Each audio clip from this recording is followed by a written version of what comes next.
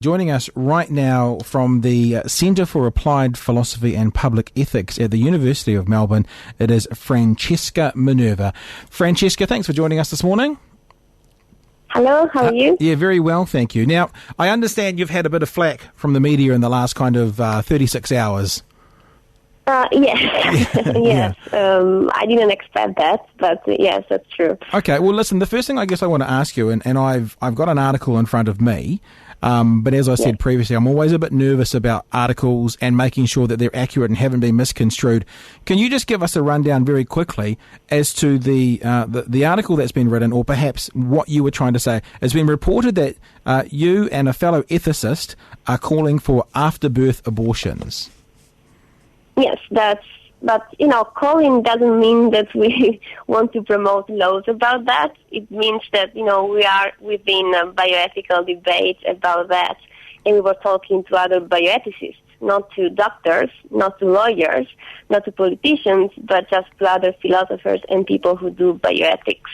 So calling for after-birth abortion in that sense, it's not completely true. So we were putting some arguments in favor of this after-birth abortion. That I would say that.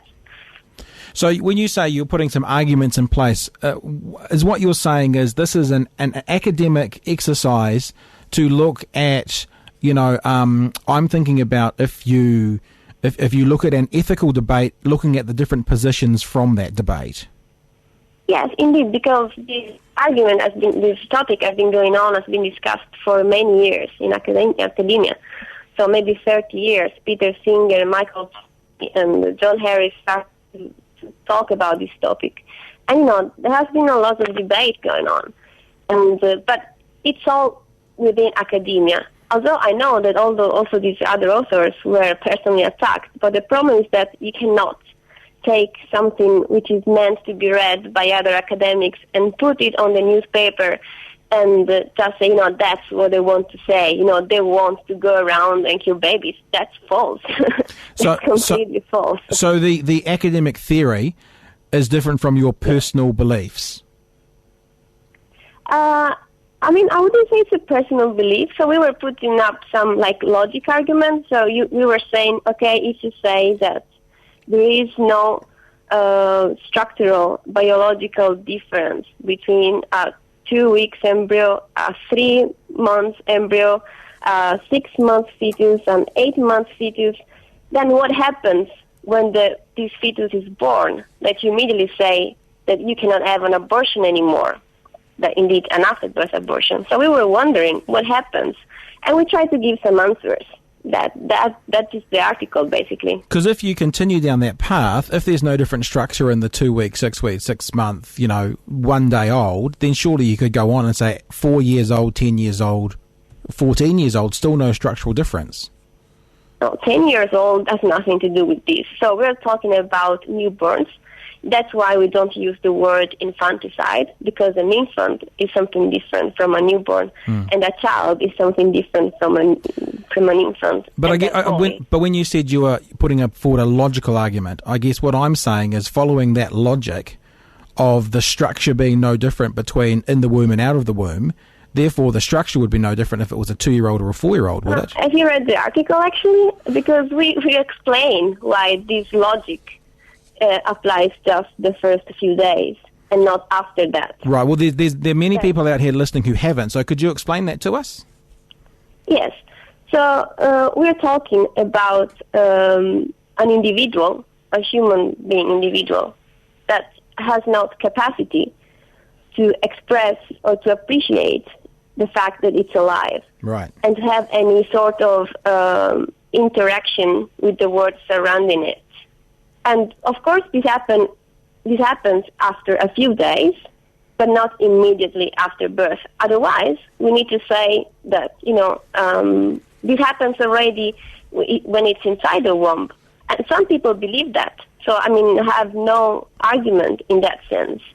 If people believe that abortion is immoral, then, my argument doesn't make any sense. Because if you think that, a newborn is already son of God or whatever, a small human being, a small a small man, whatever you want to use, then it makes a difference. But if you are talking about the biological aspect of the fetus and the biological aspect of the newborn, then, I mean, I'm asking other academics to show me what's the difference. That's it. Okay, it's interesting because it probably answers some of my questions as well, because from the article, we talk about children being an unbearable burden on the family and society as a whole, where the state economically provides for their care. One of the natural questions from there, obviously, would be, so if the child is an unbearable burden on the family can make this decision. If they're an unbearable burden on society, can society make the decision? Could society say of a 3-hour-old newborn, could the society say, because they were going to be a burden on society, that child has Down syndrome, we're going to terminate the life? I'm just saying, following the logic. So, look, I mean, do you think that a woman who is pregnant with a Down fetus should have the choice to have an abortion? Do you think that some people can choose that they cannot afford mentally, economically, or socially to take care of a disabled or of a Down baby? Do you think they should have the option to have an abortion? It's an ethical conversation I don't have an answer for you for right now, because I guess the logical position from that is... So the argument says that if you think so, then you need to provide arguments also for the day after or the day in which the newborn is actually born. Sure. But this is just in the bioethical context. I'm not suggesting that we should promote laws that, promote infanticide. I'm not saying that, politicians should be involved in this discussion. This is academical thing. These are arguments which belong to academia. Right, but do you think that sometimes academics and academia can then flow on in future days, weeks, months, years to influence society? Yeah, sometimes yes. So that's why we need to start to discuss about these things. But, that's completely different from saying, okay, we're writing a paper and then from tomorrow we're going to knock on the Prime Minister's door and try to promote this law. That's completely different. What we're saying is that we are talking to other academics trying to find an argument about this problem, this issue. Yeah. Which is an argument about abortion. You used the phrase earlier, how you define the newborn, being able to express or appreciate the world around it. In other words, it couldn't do it, which was the defining line between, let's say, a 6-month-old and a newborn. What happens if I'm talking, I guess, in a bioethical debate way, hopefully. What happens, therefore, if let's say, 4-year-old or 14-year-old gets some kind of injury where they can no longer express or appreciate the world around them? So if they become like in a comatose or in a permanent vegetative condition, and become unconscious. Yeah, and become a burden on their family and society. Following this logic, would that then be a place to consider in academia an argument for terminating that life as well? Well, this is a matter of euthanasia, I think. So it depends if these people already expressed a preference about this issue. There is a living will in which you can write what you prefer in case you you turn into a vegetative state. And so, that's up because, if you are a 13, 14, 10-year-old, you can choose what you want to do in some situation. You probably have a view about these topics. I used to have a view about these topics when I was 13, 14. So I guess that other people of that age have these sort of preferences. They have a past. They have what we call in bioethics a biographical life. I'm wondering as well, I guess maybe finally, the difference between like academia and personal. You understand how, let's say, a parent of a child with Down syndrome could be offended even by the academic debate here? But why should parents who have children with Down syndrome start to read academic articles if they don't have the ground to understand it? I think that if an academic person in bioethics has a child with Down syndrome would not feel offended by this paper. But because that's what we are saying. Yeah. Is that it's an argument that is based on logic and on the history of the debate of this topic.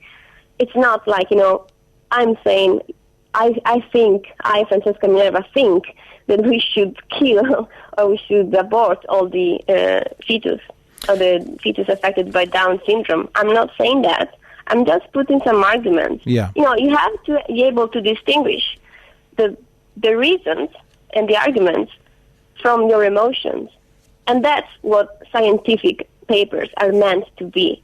And then the problem starts when people take these papers from their natural context and put them in a context which is completely different, because people don't use the same scientific language, the same technical language we use.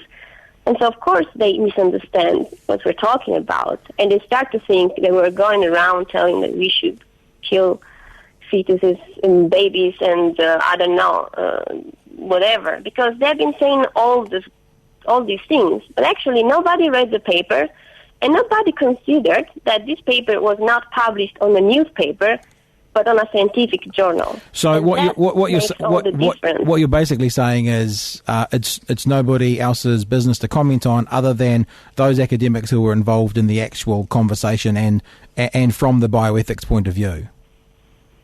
Yes, I mean that's a rational argument, and and we have to talk about rational arguments.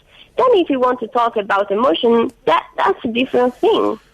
That's a completely different thing. I'll tell you what we'll do, Francesca. Thank you so much for joining us this morning. We do have another ethicist coming up in a little while, and I have to be honest, I have flicked through the paper. I haven't read it in great depth, but what we'll do is get Matt Flanagan on shortly, who has read in depth this particular paper and has some comments to offer on it. And perhaps Francesca's got things to do. She's heading off, but maybe we can at least make contact with her after we've spoken to Matt, I was going to say postpartum, once we've spoken and we can send her the audio and maybe see if she's got a response to it from an academia point of view with another academic who is looking at it. Thank you for joining us. I appreciate that. Was probably once again quite difficult because she's basically saying you guys don't understand and it's nothing to do with you. Except I do still get that point that if academia leads society, if academia influences society, surely we have the right to talk about